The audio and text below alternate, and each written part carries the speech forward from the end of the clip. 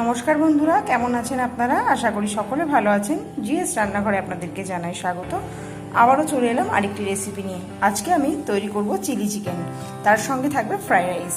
আপনাদের কাছে অনুরোধ রইল আপনারা পুরো ভিডিওটি প্রথম থেকে শেষ পর্যন্ত দেখবেন, আর আমার চ্যানেলে নতুন বন্ধু হয়ে থাকলে চ্যানেলটি সাবস্ক্রাইব করার অনুরোধ রইল। মাংসটাকে ম্যারিনেট করব, তার জন্য মশলা করে নেব। মিক্সিং জারের মধ্যে আমি রসুন দিয়ে দিলাম, কাঁচা লঙ্কা দিয়ে দিচ্ছি। আমি এখানে গ্রিন চিলি সসটা ব্যবহার করছি না, সেই জন্য আমি কাঁচা লঙ্কার পেস্ট ব্যবহার করব। আপনারা চাইলে গ্রিন চিলি সসটা ব্যবহার করতে পারেন। দিয়ে দিচ্ছি আদা কুচি। আদা, রসুন আর কাঁচা লঙ্কা আমি একসঙ্গে পেস্ট করে নেব। এবারে মাংসটা ম্যারিনেট করে নেব। কাঁচা লঙ্কা, আদা আর রসুনের পেস্টটা আমি দিয়ে দিলাম। আর এর মধ্যে দিয়ে দেবো রেড চিলি পাউডার। এটা দিলাম যাতে রংটা সুন্দর হয়, সেই জন্য দিলাম।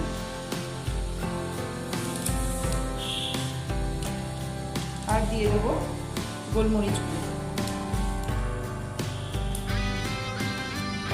দিয়ে দিলাম 1 চামচ মতো ভিনেগার।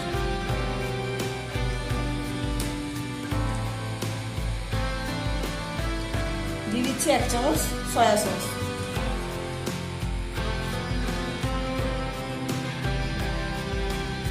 এবারে দিলাম রেড চিলি সস।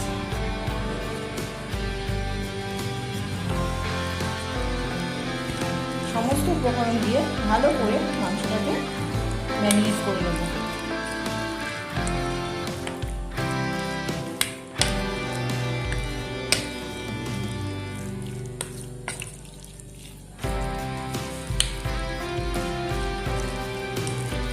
এবারে এর মধ্যে আমি একটা ডিম দিয়ে দিলাম।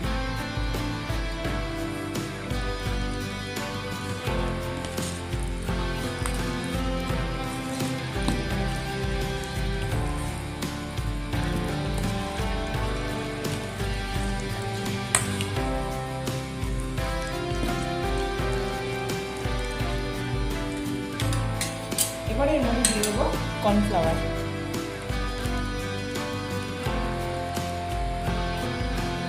পরিমাণ মতন কর্নফ্লাওয়ার দিয়ে দিলাম।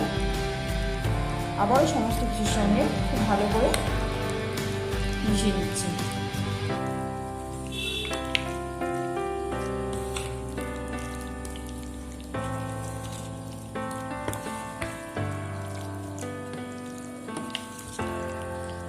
যদি এখানে মনে হয় যে আরেকটু কর্নফ্লাওয়ার আপনার দিতে হবে, সেক্ষেত্রে আপনি অবশ্যই কর্নফ্লাওয়ার ব্যবহার করতে পারেন। যদি মনে করেন যে একটু গ্রেভিটা আর একটু ঘন করতে হবে।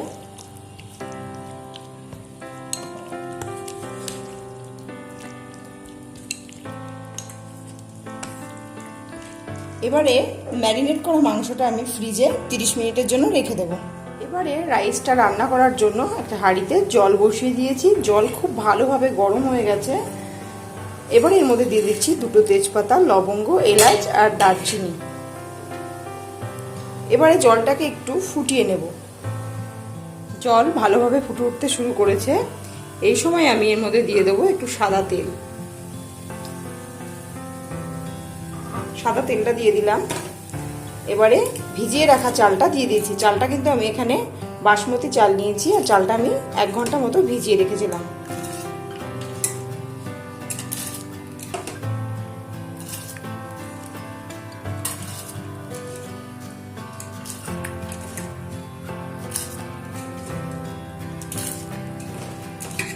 আর ভাতটা রান্না করার সময় অবশ্যই কিন্তু লবণটা দিতে ভুলবেন না।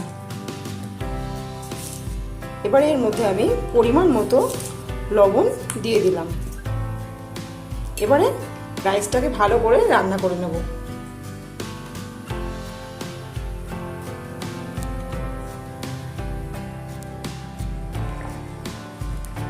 রাইস কিন্তু তৈরি হয়ে গেছে।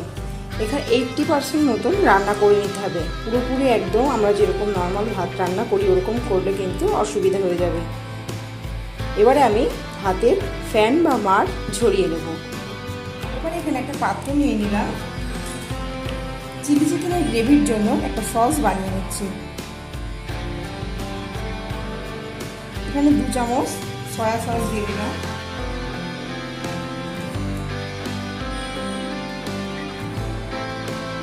দিয়ে দিচ্ছি রেড চিলি সস, এটাও আমি 2 চামচ মতো দিয়ে দিলাম। আর এবারে দেব টমেটো সস। টমেটো সসটা কিন্তু একটু বেশিই দিতে হবে।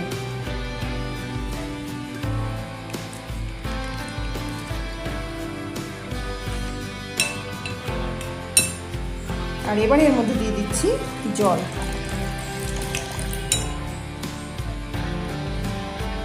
খুব ভালো করে মিশিয়ে সসটাকে রেডি করে নিচ্ছি।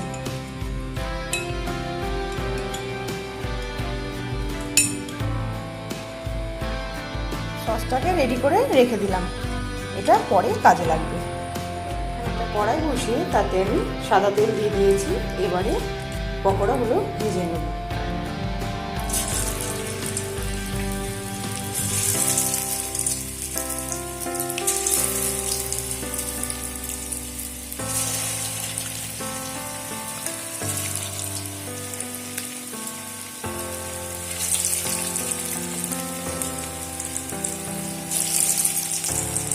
একবারে খুব বেশি দেওয়া যাবে না,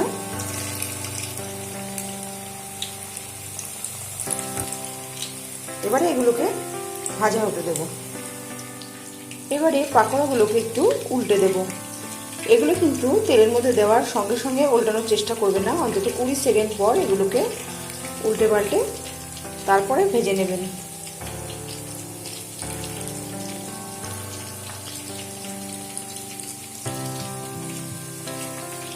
রংটা কিন্তু খুব সুন্দর এসছে।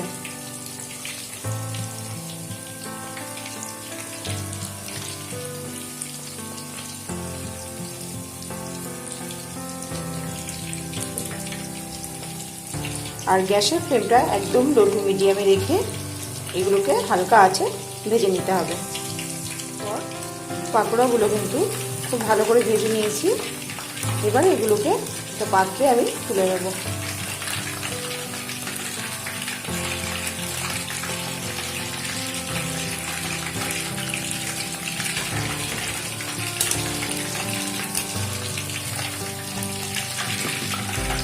এভাবেই সমস্ত পাকোড়াগুলো আমি ভেজে নিচ্ছি। পাকোড়াগুলো ভেজে নেওয়ার পর ওই তেলের মধ্যে আমি দিয়ে দিচ্ছি আদা কুচি আর রসুন কুচি। আদা আর রসুনটাকে একটু ভেজে নেব।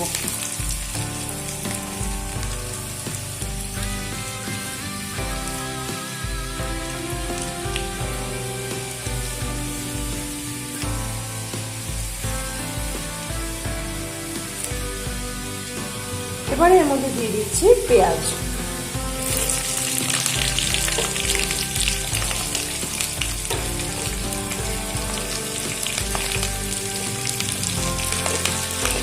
এবারে পেঁয়াজটাকে একটু হালকা লালচে করে ভেজে নেব।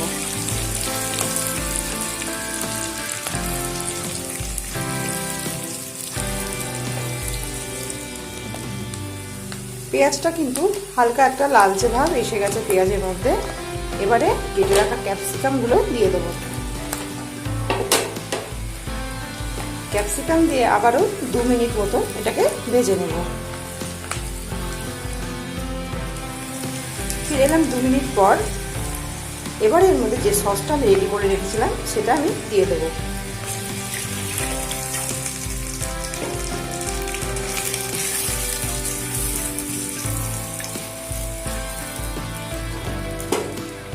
আর এর মধ্যে দিয়ে দিচ্ছি আমি স্বাদ মতো লবণ, আর দিয়ে দিচ্ছি 1 চামচ চিনি। এবারে গ্রেভিটাকে খুব ভালো করে একটু ফুটিয়ে নেব। গ্রেভিটা খুব ভালোভাবে ফুটে উঠেছে। এবারে আমি এর মধ্যে ভেজে রাখা পাকোড়াগুলো দিয়ে দেবো।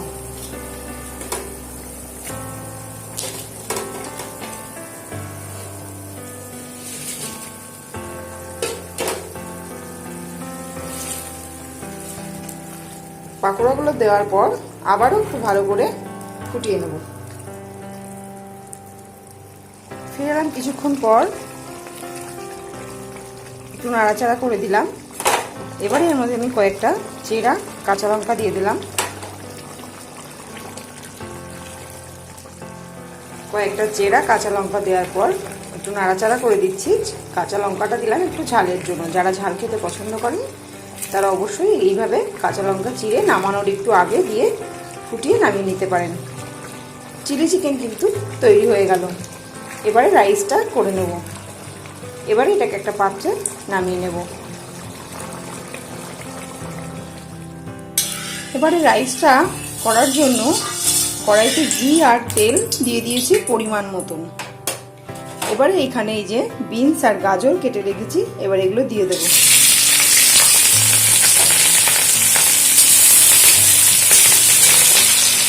বিনস আর গাজরটা খুব ভালো করে ভেজে নেব। গাজর আর বিনস ভাজা হয়ে গেছে। এবারে এর মধ্যে দিয়ে দেবো ভেজানো কিশমিশ আর কাজু।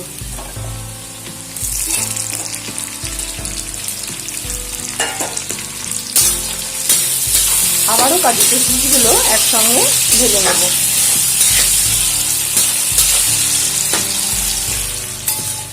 কাজু কিশমিশ দিয়ে আবারও ভালো করে ভেজে নিলাম। এবারে রাইসটা এর মধ্যে দিয়ে দেবো।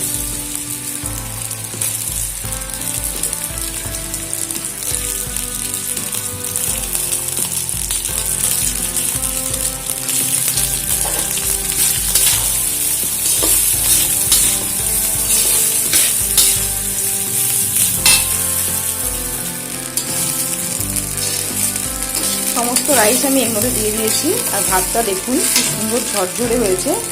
এই জন্য 80% রান্না করে নিলে আর ভাতটা গলে যাওয়ার ভয় থাকে না, কিংবা দলা পেকে যাওয়ারও ভয় থাকে না। খুব সুন্দর ঝরঝরে ভাবে হয়ে যায়।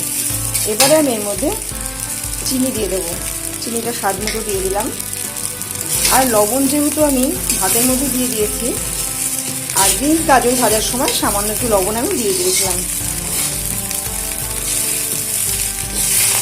তাই জন্য এখন আর লবণের ব্যবহারটা করলাম না। এবারে 5 মিনিট মতন রাইসটাকে ভেজে নেব।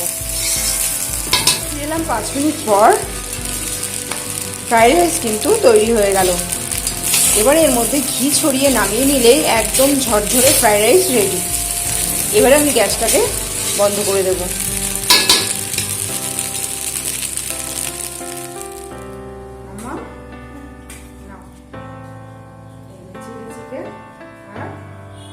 ফ্রাইড রাইস এবার খাও, খেয়ে বলো কেমন হয়েছে।